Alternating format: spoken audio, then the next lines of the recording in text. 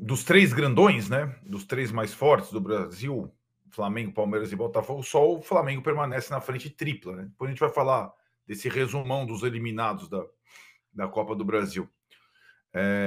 O Palmeiras talvez tenha encontrado um caminho, um velho caminho, né? Sobretudo quando joga em casa, que é a questão de um time mais físico, 3 zagueiros e muita bola na área adversária, né? Muito cruzamento. Muitas vezes ele utilizou essa estratégia. Não dá para jogar assim sempre, mas eu entendo que perdendo por 2-0 do Flamengo, sendo o Flamengo um time com a característica que o Mauro descreveu, um time frágil no jogo aéreo, a estratégia do Palmeiras para a partida de volta foi muito bem elaborada. Com a média de altura do time elevada, com o Rafael Veiga um pouco atrás. E acho até, depois a gente vai de fato, como você falou, acho que tem muita coisa para a gente falar de arbitragem. Acho que até a estratégia do Palmeiras levou em conta até quem apitava, que era o Daronco, que é um árbitro que dá muita falta. Então o Palmeiras teria muita oportunidade de cruzar bolas na área, fez isso diversas vezes e por pouco não venceu por 2 gols nesse tipo de estratégia. É uma estratégia válida, né? Dependendo do que você tiver do teu lado e o que você enfrentar do outro lado.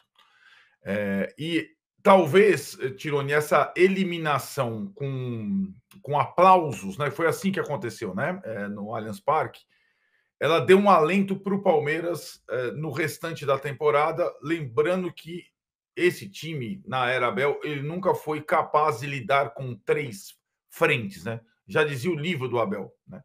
E a gente imagina agora que uma delas, remanescentes, a do brasileiro, dependa muito do novo encontro entre Flamengo e Palmeiras no domingo no Maracanã, né? Já temos um encontro precoce, importante, fundamental para o Palmeiras, nem tanto para o Flamengo, mas fundamental para o Palmeiras no Maracanã. Se o Palmeiras perde do Flamengo no confronto direto, situação do Palmeiras daqui para frente. E em relação ao Flamengo, estou muito com o Mauro. Aí é aquela coisa, a eliminação palmeirense no aplauso e a classificação flamenguista na crítica.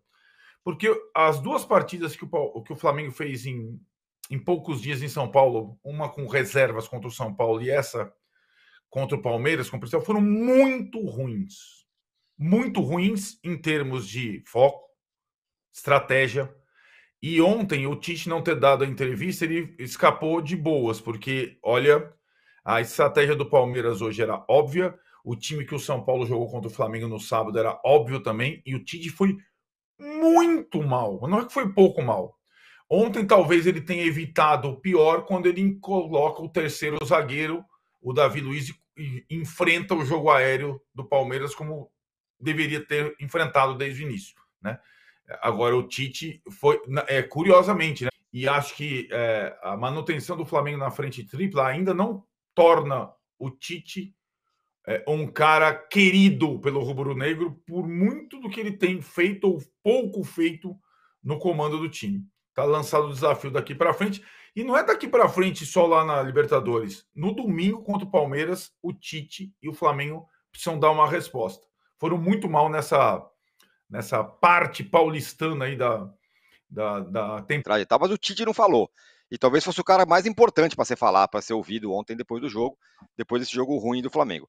Sobre o Matheus Cunha, o Arnaldo falou que não foi mal. Tem gente reclamando do gol, né? Falando que ele poderia ter defendido. Foi um gol meio parecido com aquele do Caleri na final da Copa do Brasil. E tem esse jogo no domingo. Vai ter que virar outro time, né? Não vai, por exemplo, não vai dar para poupar nesse jogo aí, né? Pensando na Libertadores. Vai ter que jogar e dar uma resposta. Diga lá. Sobre o Matheus, eu achei que ele é um goleiro muito inseguro. Ele fez 2 grandes defesas. A primeira no chute do Mike logo no começo do jogo, pontinha de dedos, né? Mas saída de gol é um negócio. A parecida com o Caleri foi a bola do Murilo na trave, que a bola cruza a área, não é para ele, né? O goleiro sai do gol, é do goleiro, amigo. Ele pode usar os braços, né? Então é dele. Sai do gol, fica no meio do caminho, desprotege a própria meta. Foi o que aconteceu. Ele saiu, não alcançou a bola, o Murilo conseguiu tocar, ela foi na trave. Se ela vem um pouquinho para o lado, ela entra e ele não consegue defender. E se ele fica plantado, é uma bola fácil dele defender. E tinha ali uma turma de jogadores do Flamengo para impedir as cabeçadas, o que não funcionou. Isso é um problema sério do Tite, que deveria, claro, dar entrevista, até para responder sobre esse assunto. vários repórteres saíram do Rio de Janeiro especificamente para essa cobertura, né, e vieram aqui a São Paulo e não tiveram a chance de perguntar para o técnico do Flamengo do porquê dessa atuação, dessa postura. Isso é ridículo, né? Isso foi uma decisão, pelo que eu soube ontem, do próprio departamento de futebol. Mas o Tite tem tamanho para falar, não, eu quero falar, eu vou falar. Não tem desculpa.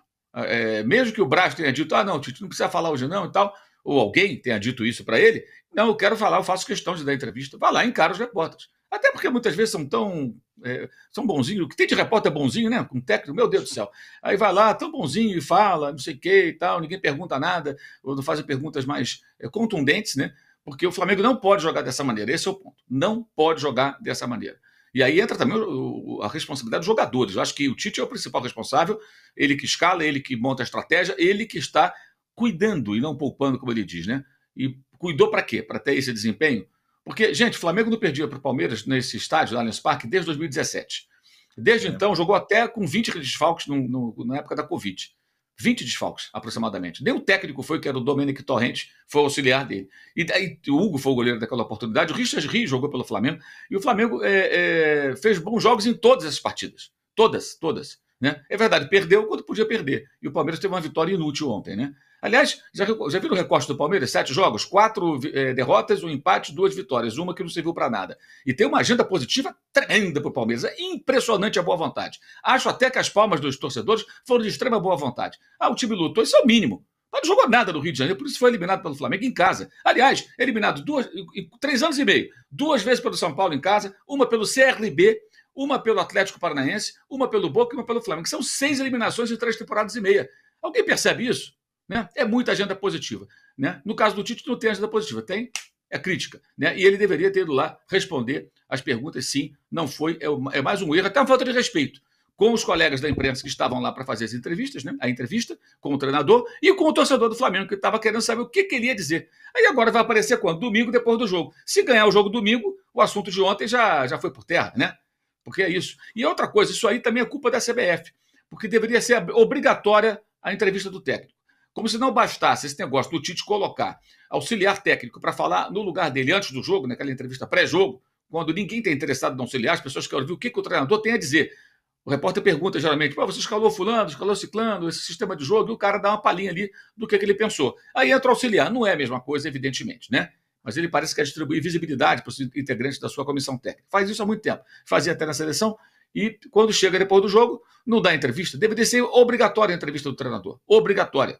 Né? Como é em outras competições. E nas competições da CBF isso não acontece. Né? É ridículo o técnico do Flamengo não dar as caras para falar com a imprensa e, consequentemente, com o torcedor rubro-negro depois de uma partida ridícula, como é que o Flamengo fez ontem. Né? Embora, repito, do combo dos 2 jogos, eu acho que foi o que mereceu a classificação.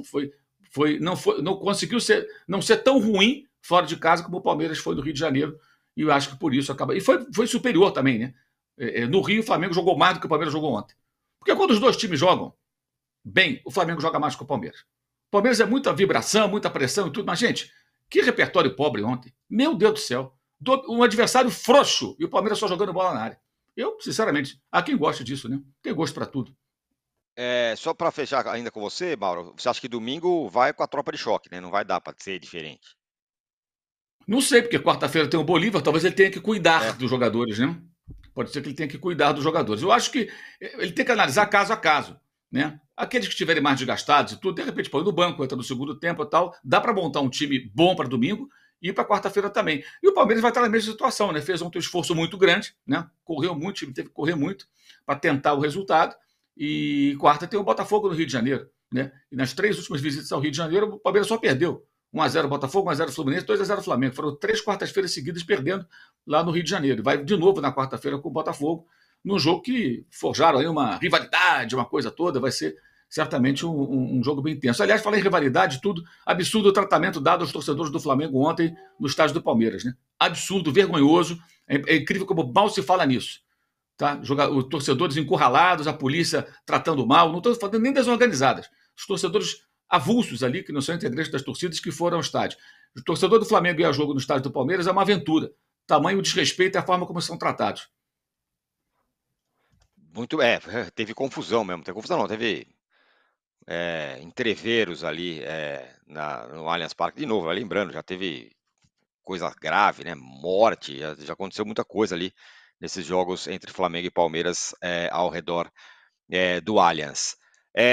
Tropa de choque domingo, talvez, Arnaldo, porque esse jogo agora, primeiro, para o Palmeiras agora tem que retomar e olhar de novo para o Brasileirão. Tentar retomar o caminho aí, né?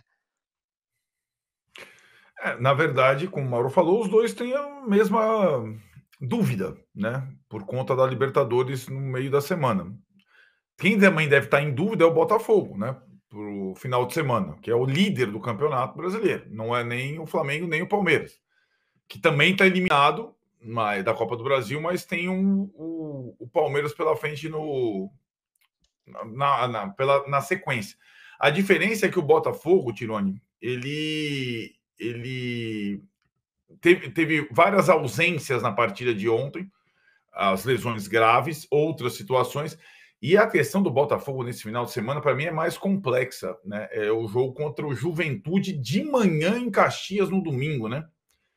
Então, para o Botafogo, líder do campeonato, eu imagino que o Botafogo vai ser a vez do Botafogo arriscar um pouquinho na preservação de jogadores, sabe?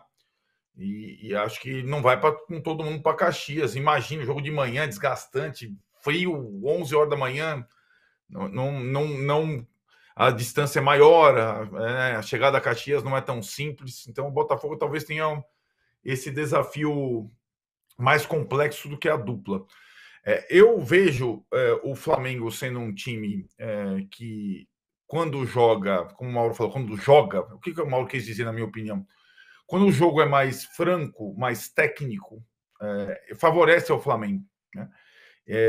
E a questão do primeiro jogo foi muito a construção do meio de campo do Flamengo, que completa é uma coisa e incompleta é outra coisa. Então, a tropa de choque que você está falando, se o De La Cruz não puder jogar, já cria uma grande dúvida, como aconteceu no jogo de ontem no Allianz Parque.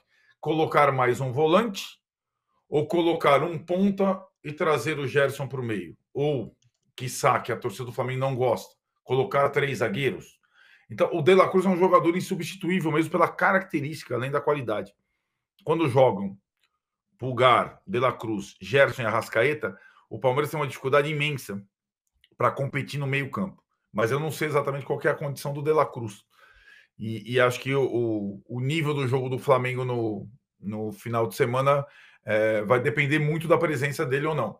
O fato é que Flamengo e Palmeiras vão entrar no Maracanã domingo, sabendo o que aconteceu em Caxias com o líder Botafogo, né? Para definir essa estratégia. Eu acho que, embora a gente tenha agora 2 eliminados desses 3, eles ainda não saíram na prática da frente tripla, né? Eles não tiveram nenhum respiro ainda. E só vão ter em setembro. Então, até lá, Libertadores para cá e Brasileiro para lá. E acho que a situação mais desconfortável dessa rodada não é nem a do Flamengo, nem a do Palmeiras, é do Botafogo, que vai a Caxias.